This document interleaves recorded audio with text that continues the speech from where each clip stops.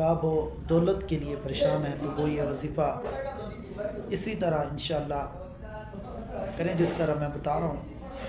انشاءاللہ یہ دولت والا جو معاملہ ہے، غربت والا جو معاملہ ہے، یہ انشاءاللہ ختم ہو جائے گا. غربت اللہ تعالیٰ کی طرف سے ایک آزمائش ہوتی ہے، اور اس میں بھی کچھ حکمتیں ہوتی ہیں، اور اس میں بھی کچھ بلائیاں ہوتی ہیں جو اللہ تعالیٰ انسان کو غربت دیتا ہے. تو اس وجہ سے اس پر بھی شکر ادا کرنا چاہیے. کہ رب کریم نے قرآن مجید کے اندر بھی آیت مقدسہ کا کہ اللہ تعالیٰ کا شکر ادا کریں، نہ شکری نہ کریں.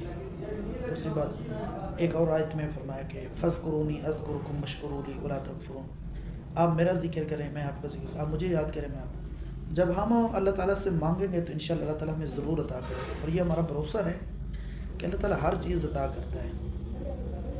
اور کچھ باتیں آپ کو بتانا ضروری بھی ہے کہ رزق کے مسائل جب آ جاتے ہیں تو انسان بہت ساری باتیں کر دیتا ہے کہ اللہ تعالیٰ مجھے ہی بس یہ کرتا ہے، مجھے بھی تکلیفوں میں ڈالا ہوا ہے، کوئی حل نہیں ہے. آپ کو آج جو وظیفہ بتا رہا ہوں یہ وظیفہ کریں، انشاءاللہ اللہ تعالیٰ آپ کو رزق والے معاملات میں برکتیں عطا کر دے گا انشاءاللہ. آپ نے سب سے پہلے تو مسواک جو ہوتی ہے نا، یہ حضور علیہ السلام کی سنت ہے، اس کے بہت سارے فوائد ہیں. یہ شروع کر دیں، 5 وقت نماز پڑھیں، اور اسی کے ساتھ ساتھ یا رحمانو یا رحمانو یہ 131 مرتبہ پڑھیں، اور 11 بار آیت الکرسی، اور 1 بار سورۃ الواقعہ. ڈیلی عشاء کے ٹائم پر ٹائم بنا لیں اور یہ پڑھیں. انشاءاللہ یہ معاملہ آپ کا رزق والا جو انشاءاللہ چند دنوں میں ختم ہو جائے.